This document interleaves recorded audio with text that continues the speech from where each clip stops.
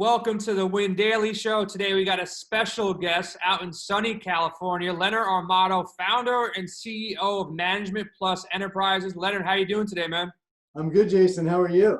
Pretty good, man. The weather is starting to creep up into the 50s and 60s in New York.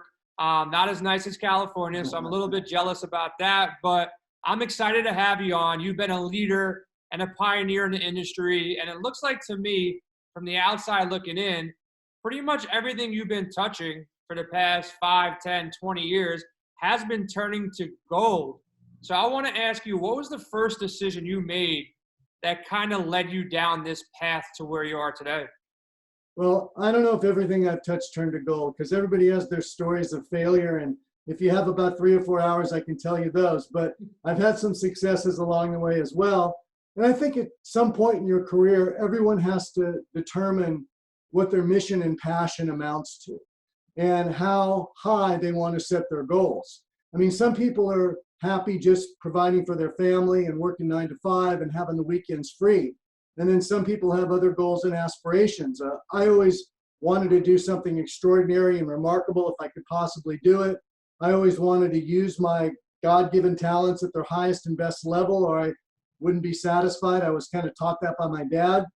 And I didn't really know what I wanted to do leading up to representing professional athletes. I had the good fortune to play college basketball and learn through sports some of the great values that you can apply to business, like hard work and perseverance and not giving up in the face of adversity. And I knew I wanted to help people, and I knew I wanted to make money along the way. And so I decided to get a law degree in the hope that that would lead me in the right direction. I started out as a trial attorney, spent a lot of time in the library feeling like my life didn't have purpose.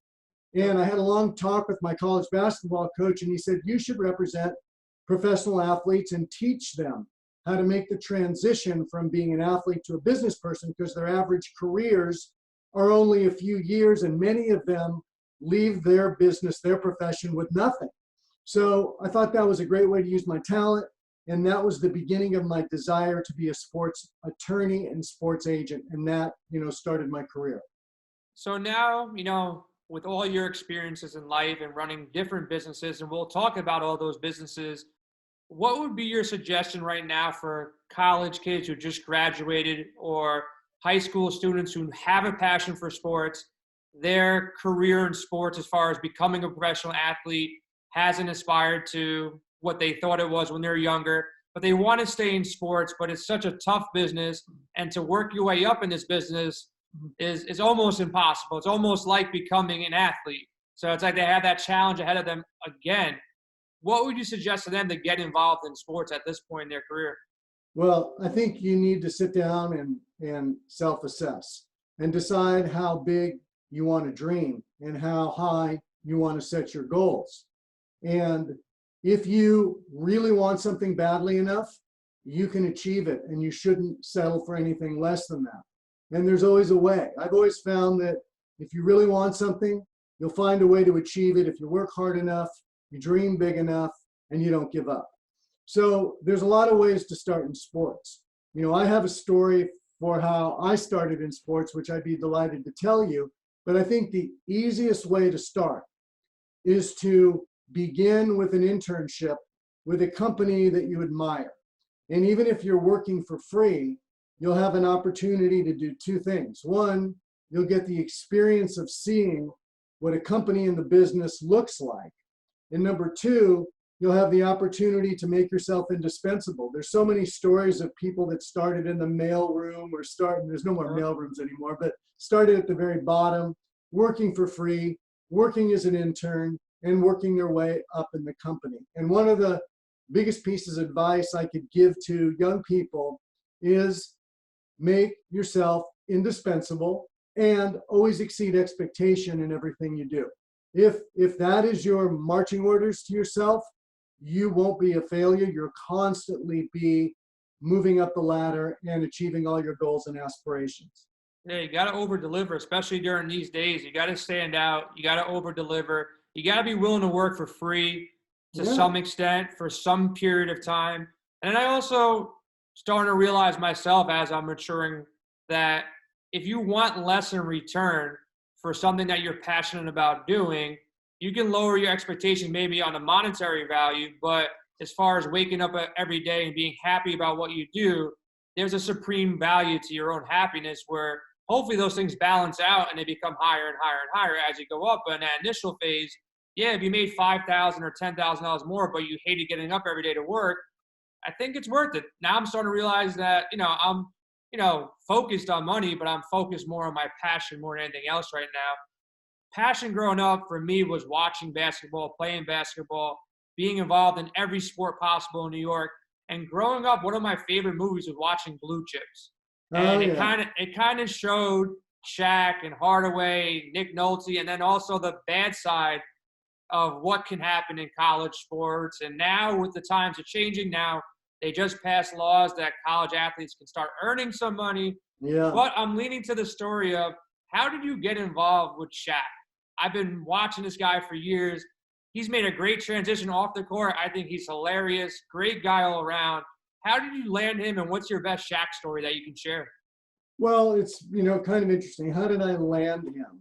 Well, obviously I had a lot to do with the movie Blue Chips because, he was my client and he had just started his NBA career at the time that Blue Chips occurred. So that was, pretty interesting the way that all worked.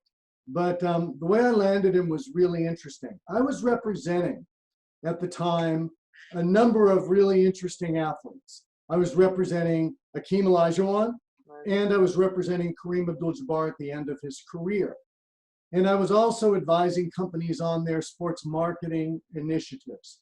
And my basketball coach at the time, or my former coach, Stan Morrison, who coached at the University of Southern California, was friends with Dale Brown, who was the coach of LSU. And Stan said to Dale, I want you to meet Leonard Armato because he's been a dear friend and he played for me and I trust him, with my life. So I went to LSU and I met Dale Brown, not really knowing anything about Shaquille O'Neal. And I bonded with Dale Brown over stories. I told him stories about Kareem and I told him stories about Hakeem and how I got my first client. And we just had an instant rapport. Halfway through the conversation, he says to me, you need to meet somebody. So then he sent somebody down to the practice gym and he brought up into his office two gigantic 7-foot college players. One of them was Stanley Roberts and one of them was Shaquille O'Neal. And Stanley Roberts went on to be an NBA player as well. And Shaquille O'Neal at the time was 17 years old. And he was very polite and very shy. And he's like, hello, sir, how are you? I said, hello. So he went back down to the practice court and Dale Brown said to me, you need to meet his dad because his dad controls everything. And his dad is really his stepdad, he said, because his real father left when he was 1 year old and his stepdad has really raised him. But he's a really difficult guy, he told me. He said, there's only one guy that knows how to handle him, that's me. He's a drill sergeant, he's 6'6", 260 pounds, and he does not take any guff from anybody. And he is actually a very difficult man to get along with, but I want you to meet him. I said, okay. So he picked up the phone and he said, hello, Sergeant Harrison. His name was Philip Harrison. There's somebody I want you to meet. Hold on for a second. And I get on the phone and Philip Harrison says to me, who are you? And I said, well, I'm an attorney. Coach Brown asked me to say hello to you. I represent Hakeem Olajuwon and Kareem Abdul-Jabbar. He goes, I don't like to talk to people on the phone. And I said, okay. And he said, I like to talk to people eyeball to eyeball. If you want to talk to me, you be down in San Antonio, Texas at 1800 hours next Tuesday, and we'll sit down and talk, you, me, and Madeir. And Madeir is his wife, Lucille Harrison. And I said, okay, Sergeant Harrison, I'll see you next Tuesday at 1800 hours. See you later. Goodbye. And I looked at Dale Brown. I said, what the heck happened? And he said, well, that's Philip Harrison. Go down to San Antonio and work your magic. So that was the beginning of the relationship I developed with Shaquille's family. They lived on an army base in San Antonio, Texas. They didn't have any money. But I'll tell you one thing. His dad wasn't, I'd say he was bipolar. He was happy sometimes and really upset other times. You never knew which one you were going to get. But he taught Shaquille to be very giving and generous to others that are less fortunate. And even though they didn't have a lot of money, he would always make sure that the family gave back to others. And I saw that happening over and over and over again. And I think that's one of the reasons Shaquille has been so generous to people his entire career. So anyway, that's sort of the beginning. Great dude, man. Like Shaq, great story. And Shaq, is a great dude. Like, I love what he does. Like, as much as I like watching basketball these days, NBA on TNT with Shaq and Barkley and that whole crew, it's just like they can have a comedy show on like Comedy Central and still be funny. And you can see he's a real dude. He's not just, he says what he wants to say, and he's funny, and he's got a great heart. And, for him to, handle the whole Kobe situation so perfectly and really, take that on and be a leader through that, it was great to see Shaq. And, Shaq hasn't been the only client that you've kind of helped grow. And I'm a fan of boxing. I went to see a Pacquiao fight, 2 Pacquiao fights in Vegas. And for anybody who hasn't seen a title fight in Vegas, as a sport fan, it's the best thing ever. And I like baseball. I've been to World Series games. I haven't been to the Super Bowl yet.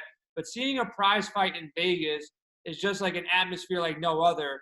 And to see what happened with Golden Boy Promotions and you basically planting the seed there, and that's grown into an empire that some people don't really know how big it truly is. Like, for the most part, it's almost like they own a portion of boxing. Yeah. How did that whole thing transpire?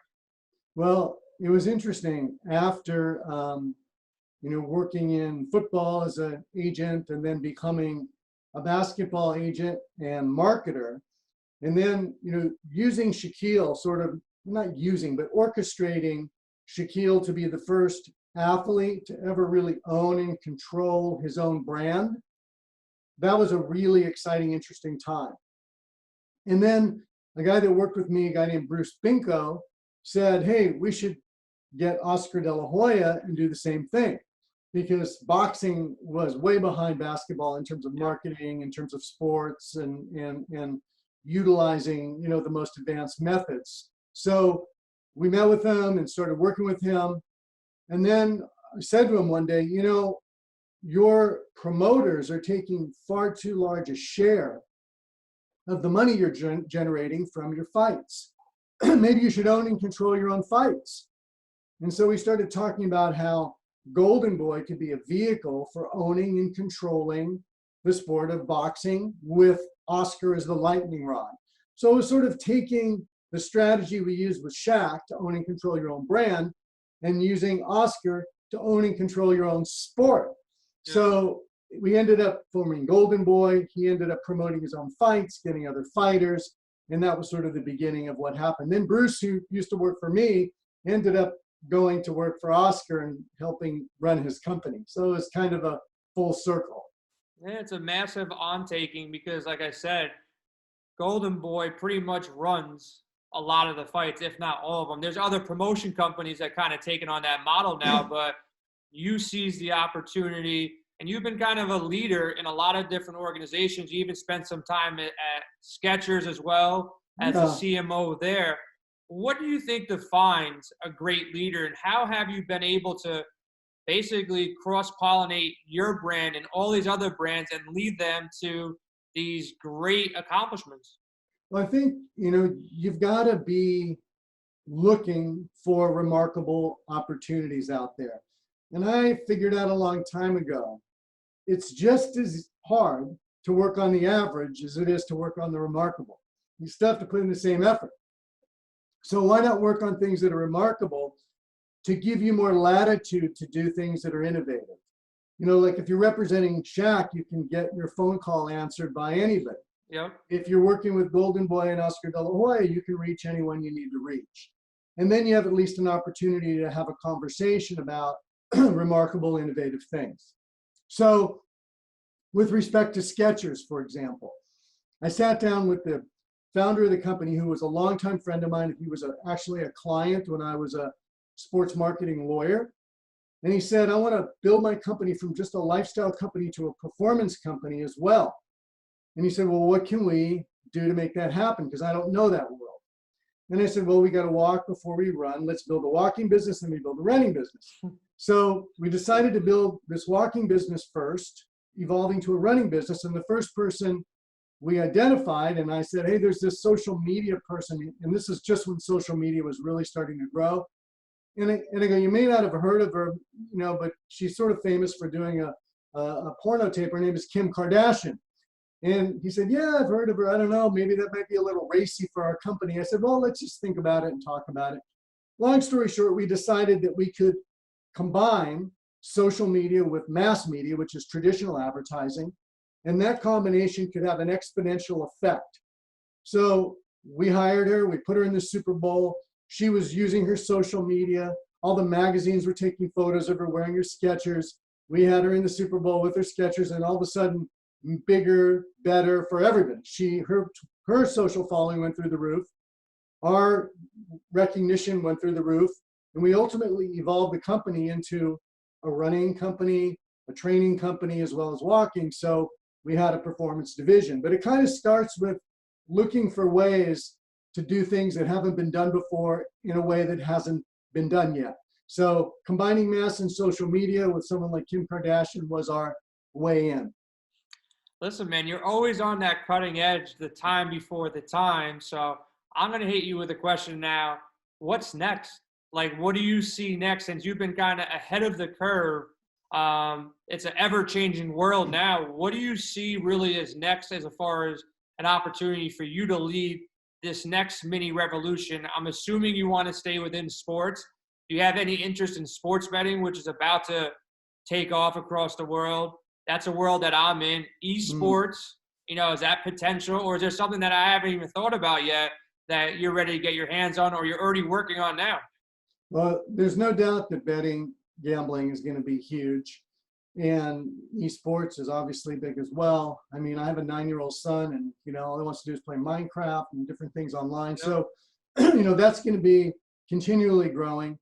My interest is in sports, but at the same time, I kind of look at it like this is the era, especially when you're talking about how we come out of this, COVID-19 situation. This is an era where everything is around personalization and making sure that whoever it is that we're targeting, if we're a marketer, that we're giving them things that are relevant to their lives within the context of what's happening at that moment in their life. So, obviously the advent of mobile, devices, makes this much more effective. Yep. So where somebody is, what somebody's been looking for, what somebody's interested in. And so the days of just like, you getting hit with an ad for something that you can't stand or you're not interested in, or this just disrupting your life and, yep, pissing you off, those days are coming to a close.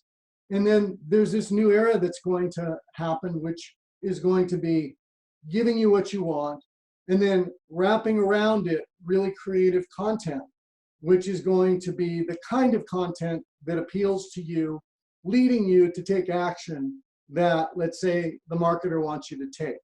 So let's just say, for example, I knew you were a wine drinker and I knew you liked, let's say, moderately priced wines as opposed to really expensive, and you don't drink the cheapest either.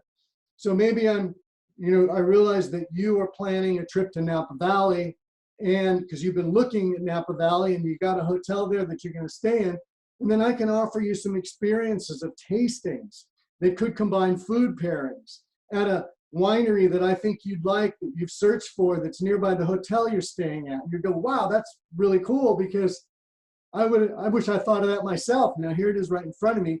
And then you have an opportunity to buy something that's relevant to your life at a price point that you're willing to consider. Yeah, so listen, I'm with that. As far as, these ads and these marketers and the data that's available, and like some people are against it, but I'm for it. I'd rather be fed ads that actually make sense to me than when I'm 20 years old and single getting diaper ads. And they make sense to me now when I have a 1-year-old daughter. So I'm totally with that. Now, as far as your team goes, how have you built your team, and how do you consistently build your team to be able to adapt and pivot from, volleyball to boxing to basketball to Skechers?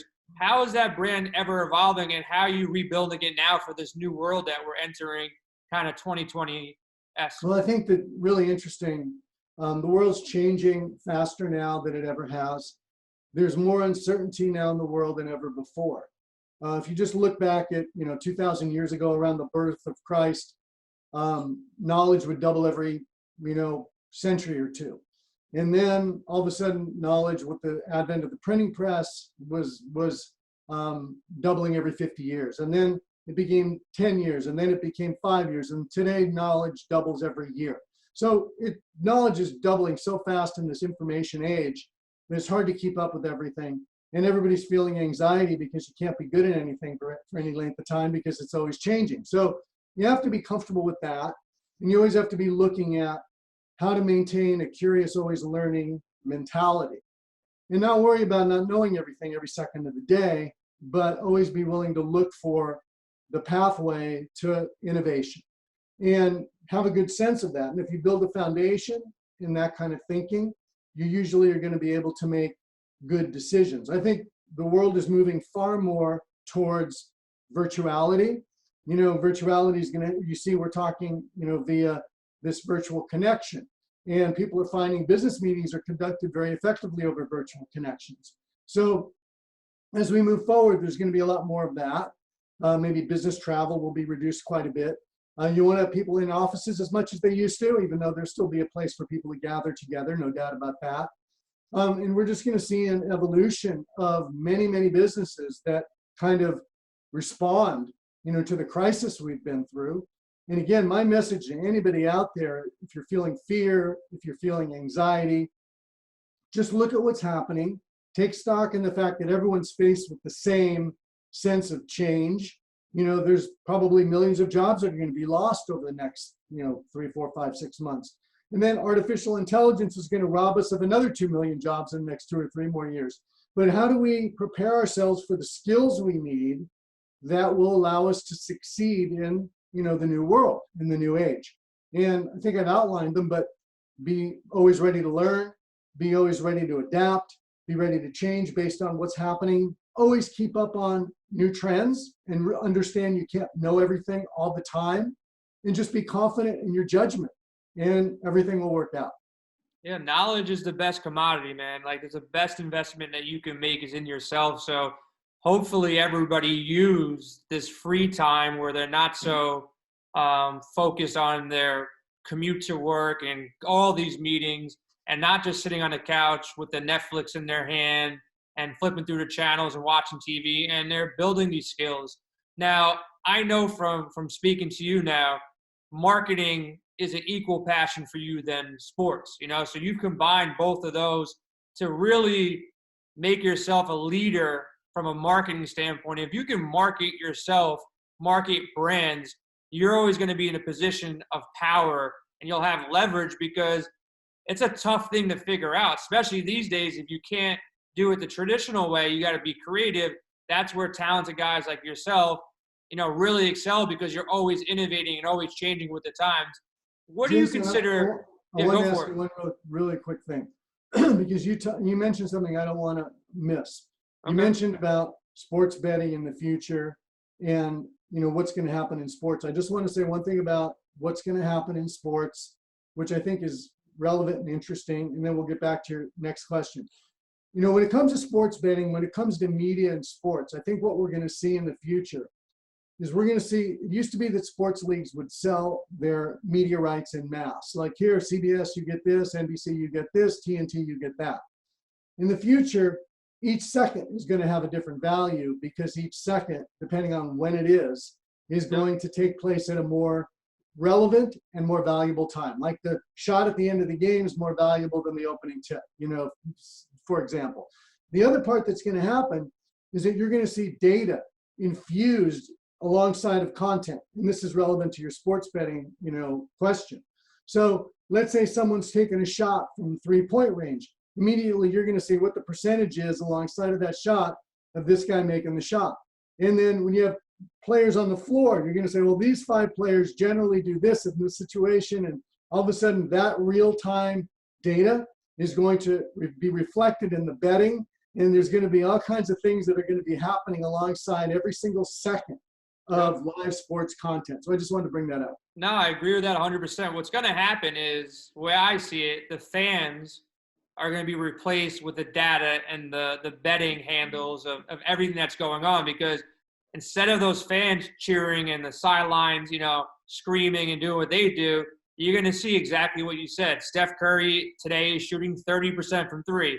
And then next to it, once the sports betting becomes more involved, is he going to hit his next shot? It's minus 110. You can bet it now at MGM, and it's going to be tapped into your phone. So as those data points come in, you tap to your phone, you can then mobile bet on that shot or that game. And there's going to be so many games within the game, not just betting wise, but also competition wise, where you can predict, where you're not going to be risking millions and millions of dollars, even though that's going to happen as well. There's going to be innovative games where it's kind of esports-esque, where people are going to watch people bet and compete on the game itself. So I'm excited for that. I think it just throttled the acceleration of when that's going to come, because everybody has to be more creative now. So the people who are creative and innovative in this new world in regards to how sports are going to be visualized, and a lot of things are going to change. Even the movie business is going to change with it, but I think sports is going to be the leader as far as this virtual change of what's going to be seen. And I just hope government can catch up to it. I saw somebody post some funny things on social media, like bringing poker back online, bringing mobile betting back. I hope they just make quick decisions, because these states are going to need the tax revenue, and what better tax revenue than poker and casinos? It's guaranteed money for the state, and we're all bored at home. This would be the perfect time to accelerate, those decisions. But I hope they do it, but I never have too much confidence that they move along, because everybody's trying to get their own pockets fed throughout the process. But it should be interesting. And, with Vegas now kind of in a bad position, that they were trying to block it before because they wanted everybody to come to Vegas to bet, I think now they have to be on the side of mobile betting, because if they get it in their hands, now they can go ahead and bring it to the masses too. So I think that's a good point you bring up there. And I'm in it. Are you making any moves personally? Are you gravitating towards the sports betting, esports world, or you're staying put with what you're doing? Yeah, I mean, we work on various projects depending on the situation. So I don't have any gambling or betting clients at the moment, but I certainly keep abreast of what's going on. I'm very close with the commissioner of the NBA, Adam Silver, who's been a great proponent of legalizing and organizing in a proper way the way gambling works with the sports leagues, to ensure credibility and to ensure authenticity in the process. So yeah, I mean, I'm always open to interesting challenges. I mean, I have a little bit of a problem with betting myself, because I don't like it when people get addicted to gambling and then they do something that's really harmful to themselves or their families. No, I agree to that. Next time you see Adam, I just want you to personally thank him for me for putting together this Last Dance with Michael Jordan. Like, the whole story behind that, when I read the article from ESPN before it came out, was just crazy how this whole thing transpired, that they put together this vault in New Jersey. And Adam Silver was one of the guys, when he's working on the media side of things, to kind of convince the whole camp, at the Bulls and Jordan to at least allow them to record this and put this deal together. And then it lasted like 20 years in a vault in Jersey. Nobody knew about it. At least the public didn't know about it until Michael agreed that, okay, you can now release it. He's been seeing more of these 30 for 30s. I just thought it was a great story, that it was sitting there forever. And then just a couple things had to happen that made him say, you know what, now's the time, release it. Have you been watching The Last Dance? You like the whole? Of course I've been watching it. Yeah, in fact, I actually emailed last night with Adam about it.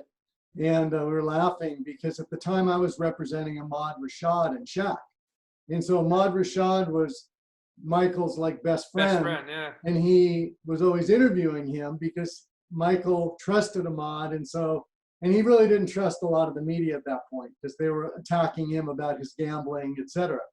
So, Adam was the president of NBA Entertainment at the time, which presided over that part of the company. And he was the one sort of responsible in overseeing that whole thing. So I was a little bit, not involved, but I had certainly knew what was going on at the time. Yeah, it's a crazy story, man. It's really Yeah. great to see the back end and how fiercely competitive he is. And then also seeing, you feel bad because I never want that life. Like I always grew up wanting to be an athlete and Hmm. wanting to be the best and loving competition. But I would now, as a more mature person, I would always take the agent role where I can be around sports, but not have that pressure of every day. Like he was saying on the last episode, he has no time for himself, man. Like every waking moment, it's either you're focused on the high level of competition of basketball and the pressure, or you got 100 microphones in your face, just accusing you of everything under the bed that you really have no lifestyle to yourself. So it's really tough, and the media always portrays the bad guy, and a lot of the good stories never come up because they're always looking for dirt rather than the good things that people do. And it's always at the end of their career that you realize Kobe was one of the best ambassadors of the game, and he did so much stuff off the court. And Michael was a certain way, and all these athletes that never get that side of the story from media a lot of times, which is a negative kind of thing. But I wish more good reporting goes on rather than, hey, why did you shoot 2 for 20 from the field? Why are you on a 3-game losing streak? And really get the better side of the story from the NBA and all the major leagues. So hopefully they get that soon because these athletes deserve a better response from the media. Yep. So I got the last question for you now. All right. This question I ask everybody. Win Daily, yes, we do fantasy sports. Yes, we cover esports and sports betting and everything under the umbrella of sports, but the mindset is a little bit different. Our goal is to be a lifestyle brand to help people have this win daily mindset. And I know over your career you've developed, and you told me a couple things off air that you do every day to get you in the right mindset. What is your mindset every day that you could kind of call your own win daily type of mindset? Yeah. So I think that you have to, one of my former clients and a close friend and someone who I actually introduced to his wife is a coach named Pete Carroll.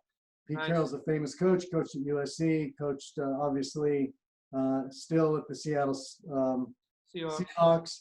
And he has this philosophy he calls win every moment. So let me just sort of take that back to a daily regimen. I have a daily regimen, which is designed, and it's kind of after the John Wooden. Remember John Wooden, the great basketball coach? His mantra was make each day a masterpiece. So if you come to the dance, we're talking about dances, with a mindset of winning every moment and making each day a masterpiece, you're going to do something really, really special. So I wake up early every single morning, and then I go to a place where I meditate and pray. And I spend maybe 10 minutes doing that, filling myself with gratitude, filling myself with positive energy, filling myself with visualization of the kind of success I want to experience that day. And then following that, I do some breathing exercises, deep breathing to kind of get my blood flowing. And there's a guy named Wim Hof who has this series of breathing exercises he recommends. I do a sort of a form of that.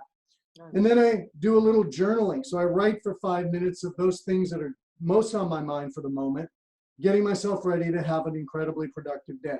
Then I go downstairs to my gym and I work out, and I do what I call high intensity, it's not crazy stuff, but interval training for about 30 minutes to really get my engine started and burning, and because you really need to be in the best mind, body, and spirit in order to have a great day.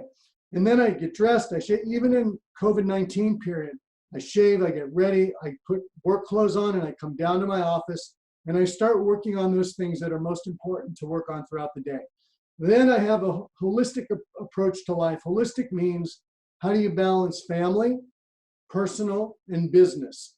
Giving each, family, personal, and business, a mindful attention whenever you're engaged in an activity. So you have a baby, right? Yep. Okay, so pay attention to your baby when you're with your baby. Pay attention to your wife when you're with your wife.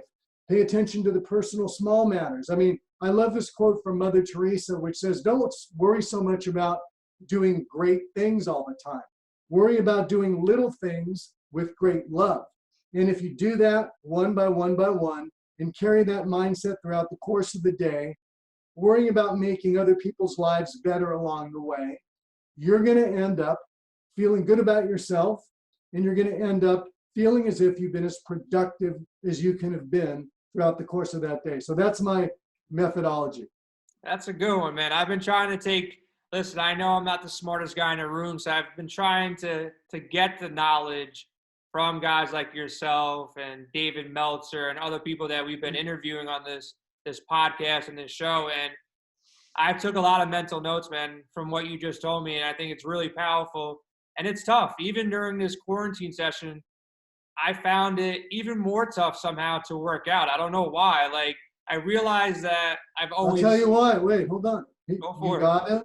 You have to do it at the beginning of the day.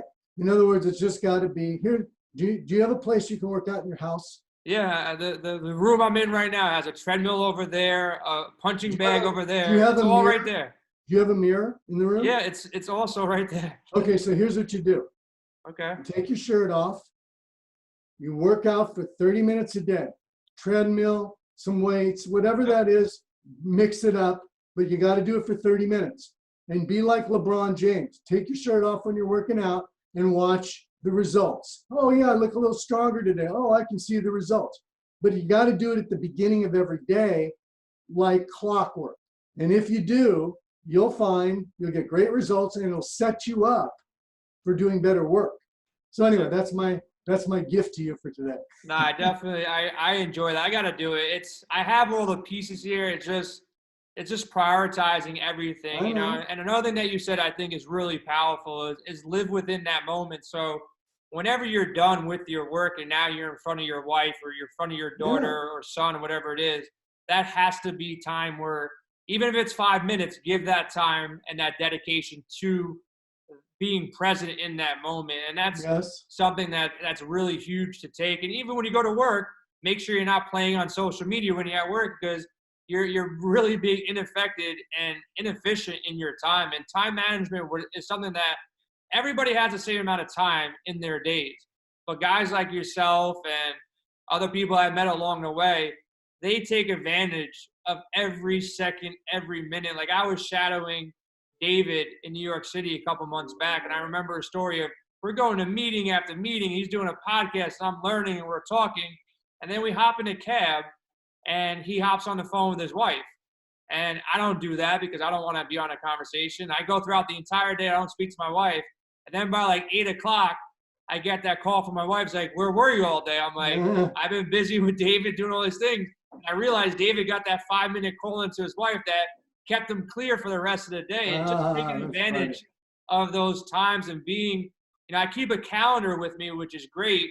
But I notate stuff, and I feel like I'm effective, but there's certain areas that I still need work on. And like you said, these little secrets that can go ahead and, you know, maybe taking the shirt off and seeing the results faster, quicker could be a stupid, you know, fix, but it could be the one that, you know, motivates me even more. Because I have all the pieces. I have the time, especially on quarantine. There's no excuse now, but I've been staying active, but I haven't prioritized working out at that level. And it's great to see that you still are getting everything in. And, you know, I'm forgetting what day it is sometimes, and you're still getting dressed up and doing your workout. So you're a professional, and I appreciate the time you spent with us.